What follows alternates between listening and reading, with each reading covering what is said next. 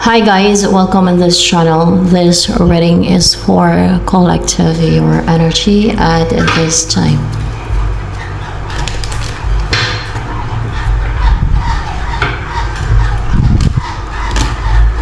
Malungkot ka, matamlay kasi meron ka inaantay na offer or alok, opportunity or person na hindi pa dumadating.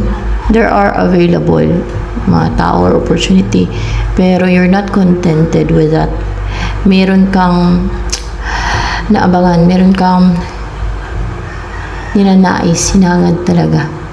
Ngayon ang magpapasaya sa'yo. You will feel fulfilled, contented.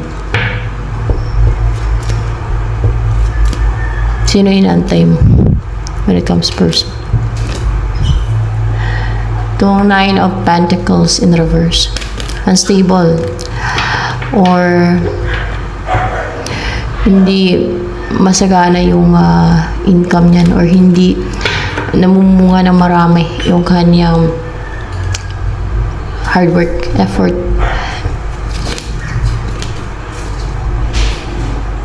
Actually, may nag-end sa buhay nitong tao to eh. Yung si Nine of Pentacles in reverse. And of course, pag merong mag-close na cycle, there is a new cycle na simulan yan, or new beginning. Yun ang kanyang energy. Bakit mahal mo ba yung tao na yun? Oo, mahal na mahal mo daw siya. Ano ba minahal mo dyan sa tao na yan? Makachika tayo. Upright ko yata.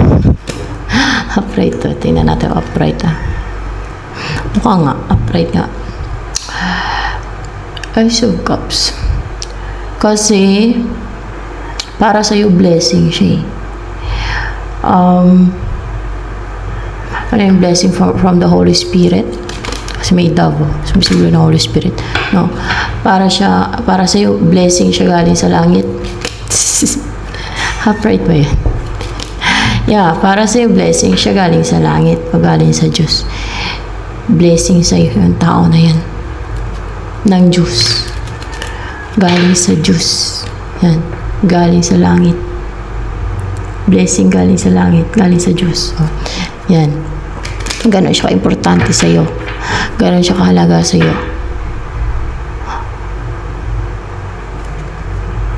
Anong feelings ng person na yan sa'yo? Ni Nine of Pentacles in reverse.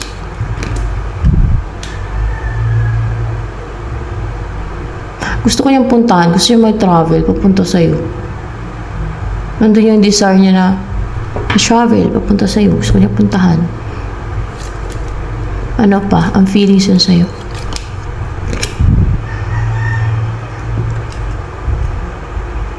Yun ang ninanais ng puso niya. Desire niya na puntahan ka. Pumunta sa'yo. O mag-migrate kayo. Mag-migrate siya sa lugar mo. Ganun. Ay, feeling connected talaga siya sa'yo spiritually. Or energetically or spiritually. Yeah. Ano yung naisabihin sa'yo ni Nine of Pentacles in reverse? There is a third party. Let's see. Para bang may mga nagre-rejoice at hindi na daw nila mapadelay. Or else pwede din na this is a reunion. Hindi na siya makapag-antay na ma-reunite kayo if this is a reunion. More clarification with this Three of Cups here. More clarification with this Eight of Pentacles. Ano yung pag-e-effort siya. Ay, in reverse. Mayroon ang ginagawa tong ano dito. Third party. Or gumagawa ng deceit yan. Na todo effort sila para hindi ka mag-take na action sa kanya, or hindi siya mag-take na action sa'yo, or both of you, hindi ka mag-take na action sa isa't isa. Pero, hindi na daw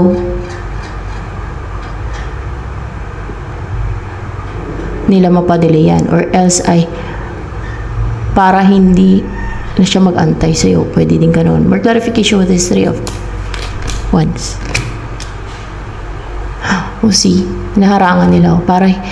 Para sumuko ka na lang, sumuko siya, para pigilan kayo, para hindi na kayo mag-antay, hindi nyo na i-push yung goal nyo to be together. Kung nais mo to be with your person, no? May ginagawa silang deceit at nag-rejoice. Ano na, para mga buang lang. Tuwang-tuwa. Meron talagang ganyan kasi basta merong ganun. Iba yung may palipad hangin na, kasi na-experience ko may palipad hangin ako na yung basta iba yun. Iba naman yung mga, alam mo yung witch pag tumatawa, tuwang-tuwa sila sa mga ginagawa nila, yung mga demonyo. Mga demonyo na mga klase ng tao. Tuwang-tuwa sila sa mga ginagawa na ng deceit, witchcraft nila. Mahiligan sila mag-gossip. When there is gossip, there's witchcraft nga daw eh. Sabi nung African na vlogger na nag-expose ng mga witches, wizards, kung ano yung mga ginagawa nila. Kung ano yung mga hinahide nila, mga ganun, expose niya eh. Tuwang-tuwa yan sila sa mga ginagawa nilang mga deceit, lalo pag nagtagumpay, nag-succeed. Ngayon, tuwa-tuwa sila. Ngayon lang yan. Pero sa kabilang buhay yan, maghiyaw-hiyaw na yan sila.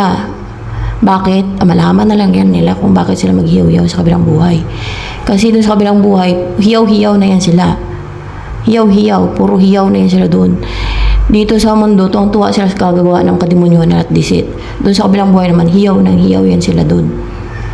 Alam niyo na ibig kong sabihin kung bakit hiyaw sila ng hiyaw dun.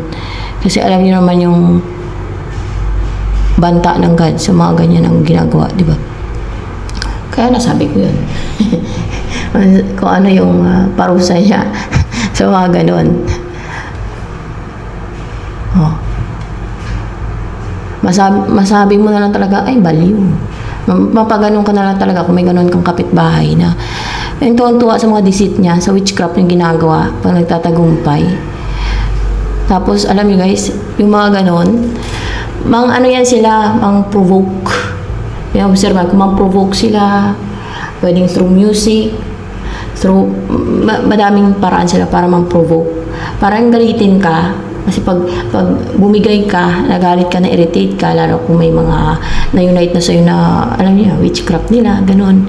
Ay maging irritable ka pagka na-unite na sa'yo, natablan ka, parang wala ka ng pasensya ba?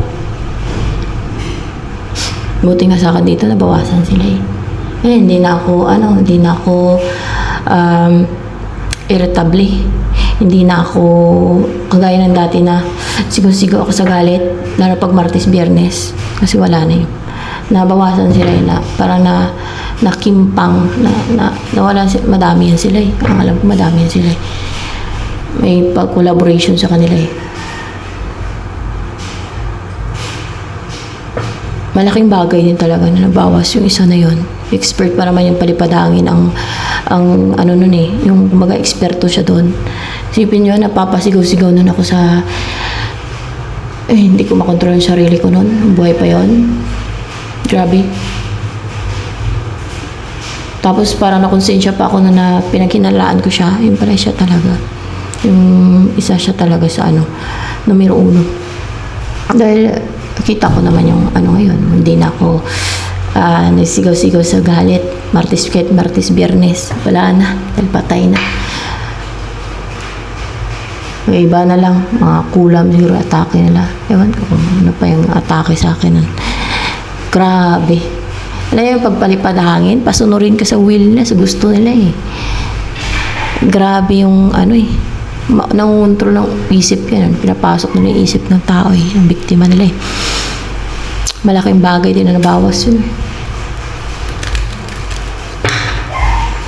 Nakapahinga din ako kangawa guys.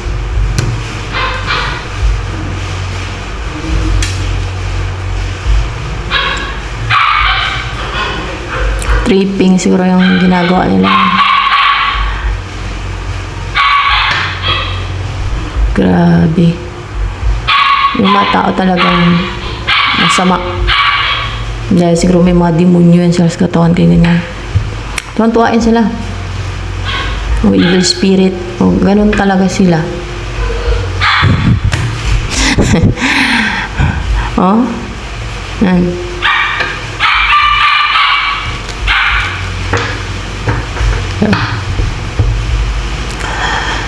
Ano ang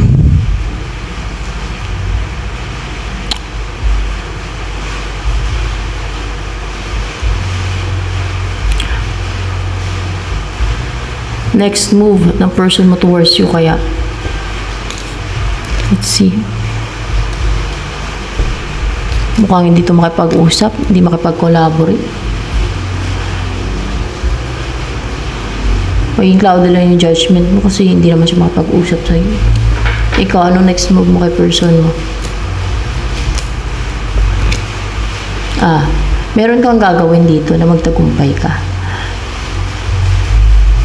Umpisahan mong gawin ito, magtatagumpay ka, magsasucceed ka. It's victory, victorious. Wala magawa itong mga masasama na ito ng mga scheming and deceitful. Ba't ang buhay ng iba yung pinapakailaman nila? Love life ng iba, happiness ng iba, gusto nila kontrolin. Ba't ganun sila? Kasi ako hindi ako mahilig talaga yung mga alam sa buhay ng iba eh. Kung sa totoo lang, nangialam man ako kasi may palipadhangin ako nun eh. Kaya parang naging pakialamira na din ako dahil dahil sa deceit nila. Pero yung mga alam na mangontrol sa buhay ng iba, na mga ganyan, hindi ako gano'n. Pero ako lang pala nila dyan. Masaya sila siguro. Masaya sila. Hindi. Ano sila na-entertain? Hindi. Fulfill. Pag nakapang ano sila. Hindi. Na-enjoy nila. Na-enjoy nila. O, diba? Anong tawag nyo dyan? Na-enjoy daw nila. Para bang mga demonyo talaga. Demonyo nga kasi. Demonyo nga kasi. Kaya ganun. Demonyo talaga yun. Yung mga ganun. Para bang hindi na matawag na tao eh. Kasi may demonyo nga kasi. Kaya yan, ano kaya ang ganda dyan. Mga ganun tao. Ano pa naman, hide pa naman ng mga yan. Patago yung atake nila ng mga yan. Kasi sakala mo kung napakabait guys, no? Pero behind your back, ang sasama pala ng pinagagawa, napaka-demonyo pala talaga. Kasi na-experience ko yan. May mga ganun talaga. Minggit lang. Grabe talaga. Ay, naku guys. Kung may pera ka, pagbala ka nila, naskamin yung pera mo. Paano bang kapirwisyuhan yung, alam yung mga, ano talaga yung utak nila? Demonyo. Demonyo talaga. Hindi talaga sila mapagkatiwalaan. Pero, yung the way they appear, at magkapag-usap, mag-approach sa tao, lalo na sa umpisa, yung para ba sila mapagkatiwalaan? Marunong sila kumuha ng yung tiwala ng tao eh. Ganon yun, kahit mga scammer nga eh. Kahit yung, basta yung mga ganon. Ganon sila.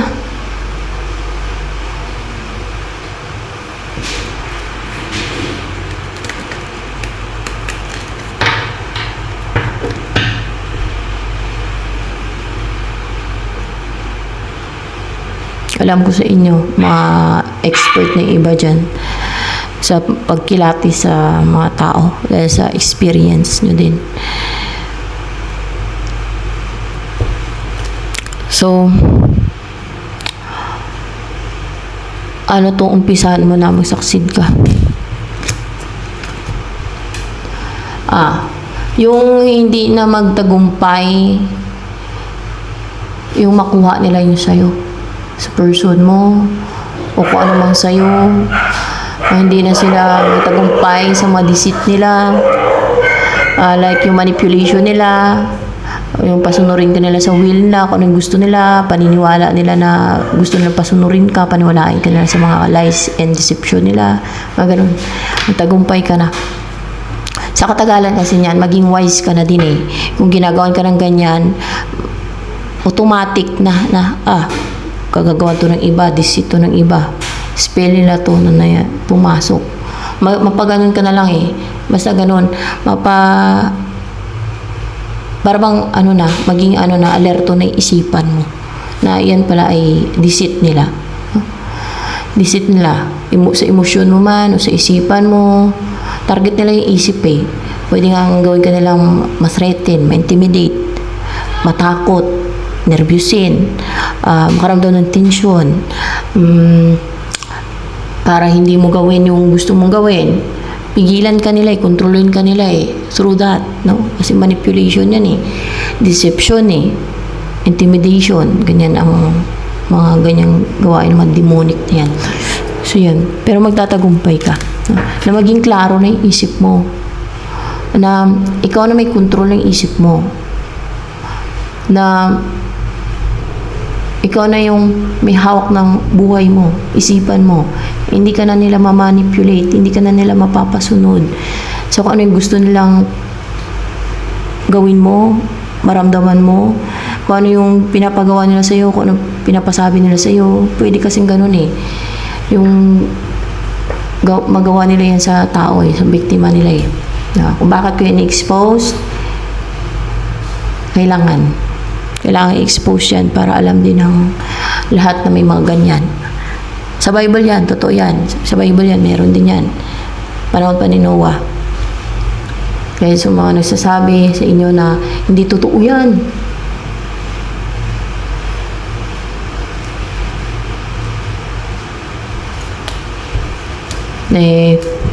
malamang guys, sila ang gumagawa niyan. Malamang lang sa malamang. Kasi alam naman natin na kahit sa Bible, may warning agad yan about sa mga ganyang demonic na gawain nila. Kung paano nila ma-manipulate, ma-intimidate, ma-control, ma-deceive ang mga biktima nila, mga ginagawa nila yan. At kung paano pinagbabawal ng God yan, kung bakit pinagbabawal ng God yan, mga ganyang gawain. Kung bakit pinapapatay ng God ang mga gumagawa ng ganyan, mga demonic na yan. Dahil hindi nga sa God yan, hindi sa Diyos yan. Sa demonyo yan.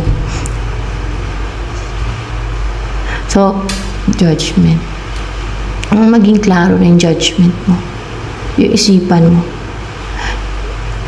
Hindi na ma-manipulate kasi isipan mo. Hindi na mapasukan siguro to ng mga illusion. Parang, alam mo, may discernment ka.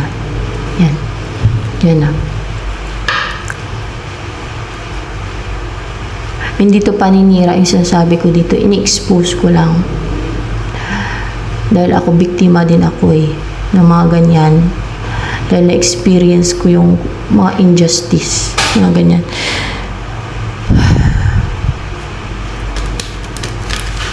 Gusto ko lang din malaman ng iba.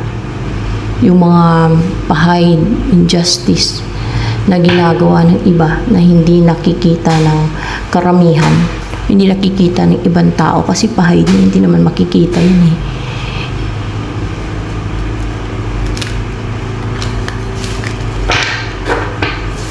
Hindi yan makikita ng mata ng tao. So, ayan.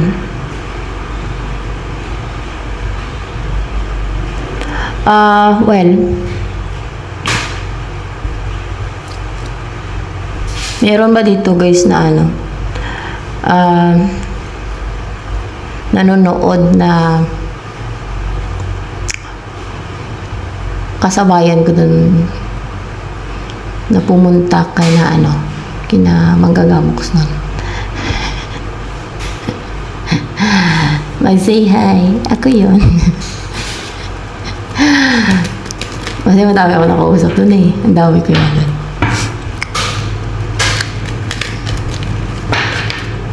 Puro biktima ng mga kulam, ganun. Kasi kininggitan sila. Karamihan talaga. Yung mga doon. Ako lang talaga yung at si nanay at yung isa ang walang nahuli. Halos lahat na, no, naghiyawan. Kami lang hindi. In-expect ko pa naman na na papasok sa akin eh. Yung gumagawa sa akin eh. Kaya patanggal itong akin ng mga baon-baon dito para mahuli. Baka dahil sa mga baon ko hindi mahuli, hindi mapapasok sa akin. Pero dati pa guys talaga, yung sa akin ha, hindi talaga mapapasok sa akin eh, kahit wala pa akong baonan. Ang dami kong manggagamit ng pinuntahanan. Kahit kinamaestro lamurok, hindi niya mapapasok sa akin, yung nangungulam sa akin nun. Pero may kulam ako, hindi niya mapapasok. Ewan ko ba, ba't kaya ganun? Buti yung sa iba talaga, naghiyawan sila dun, ang dami. Lahat, halos lahat, 3 lang talaga kami na wala daw. Hindi lang mahuli. Kasi may baon ako, paano bang papasok yun? In-expect ko pa naman maghiyaw-hiyaw din ako pag napasapi na yung nangulam. Wala talaga. Lagi na lang hindi na papasok ay.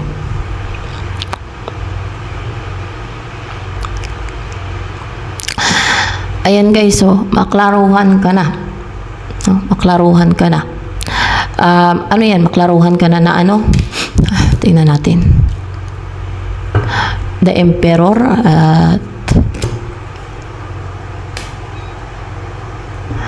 na kailangan mo maging strong. Kailangan mong manindigan. Kailangan mo, ikaw may control ng mind mo. Hindi ka dapat napapakaman sa iba. Kahit through spell man yan, inuutos nila sa isip mo. Na, alam mo yung, may authority ka spiritually. Ikaw may hawak ng desisyon mo, buhay mo. Ikaw may control ng isipan mo. Ikaw lang ang may karapatang mag-command sa sarili mo, mag-decision para sa sarili mo. Hindi na diktahan ka ng iba through their witchcraft, through their scheme, through their deceit. Kaya ni-expose ko to yung iba, hindi sila aware eh. Akala nila sarili na ng isip yun eh. Nangyari, maging cold sila sa person nila. No? Maghiwalayin sila. Palayuin yung loob nila sa isa't isa. Yun pala kay kagagawa na ng gumagawa ng makademonyuhan na yan. Na hindi ka na dapat maging mahina emotionally. Hindi ka na dapat natatangay sa emosyon mo. Hindi ka na dapat na nadadala sa mga manipulation nila. Kaya nga magtagumpay ka na yun. Ikaw na ang may control ng isipan mo. Buhay mo. Umpisa na ikaw may control ng buhay mo, ng isip mo. Hindi ka na madikta ng iba. Hindi ka na mapapasunod sa kung anong gusto nila. Hindi ka na mautusan yung isip mo. Huwag ka maniwala. Huwag ka maniwala na sa mga sinasabi ng iba. Hindi totoo yan. Baka silang gumagawa niyan. Hindi nyo alam. Kaya dinideny nila. Mayroon talaga niyan sa Bible.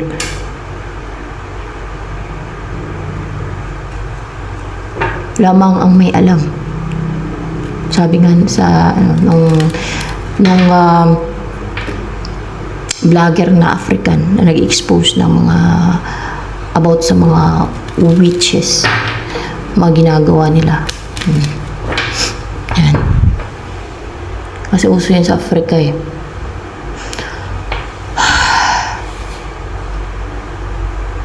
So, ano kayo mga possible lang na mangyari sa inyo ng person mo yan? Come out on my way, Gold City.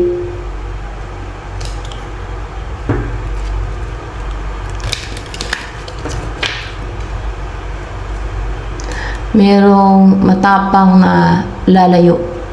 Lalayo saan? Redo. Sa marriage. Sa relationship, pwede din.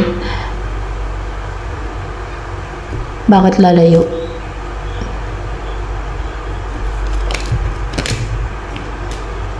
mag-introspect. Gusto mapag-isa. Gusto isolate yung sarili niya. Yun ang next na mangyari.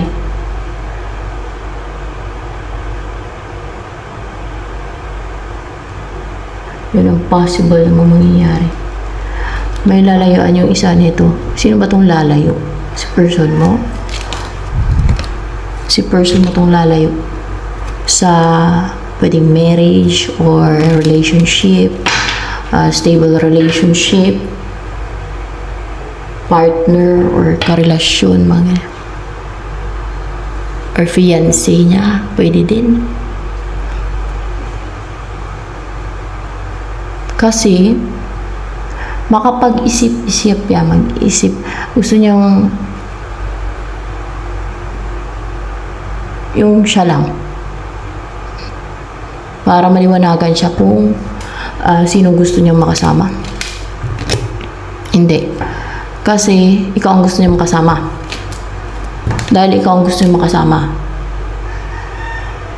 Wala tayong magawa dyan. Kaya ikaw ang gusto niyang makasama. No question.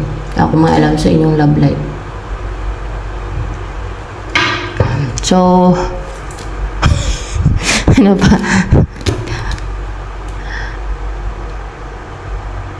Oh, ikaw ang gusto niyang pangasawa. At, hindi kayo close nito ngayon. Bakit hindi kayo close? Dahil may iba siya. Dahil may iba siyang partner na karelasyon. Yan. Pero ikaw ang pipiliin pala niyan. Bakit? Ano nagustuhan niya sa'yo? May pera ka? Mayaman ka? Yan ang wala karamihan, no? Pera. Hirap ng buhay. Mukhang pera. So, yan o. 8 of Swords.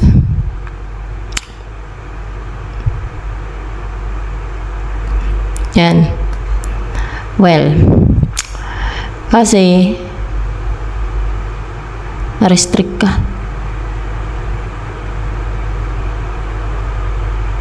Parang wala ka sa sarili mo. Pagka ganito, parang lito isipan mo nito eh. Clouded yung judgment mo. Pagka ganyan. Well, naka-restrict, parang wala magawa, ano, ganun. Ano ba nagustuhan niya sa'yo? Bakit ikaw yung gusto niya mapangasawa? Bangag ka? Bangag ka kay itong source mo. Parang victim. Victim na, kasi wala sa sarili, bangag eh. Na-restrict kayo. Na-bind ka, na-restrict ka, na parang napirihan yung mata mo, eh, di bangag nga, na ano, gumawa ng witchcraft sa'yo. Bangag. Kasi defensive ka, kasi naging bangag ka. Kasi nga, na-control ka. Oh, sabihin na natin, wala kang magawa, na-control ka ng witch, o wizard, o warlock man. O, yan. Yan ang gusto niya sa'yo. Yung pinili niya. So, yan, ito na lamang for a collective reading, guys.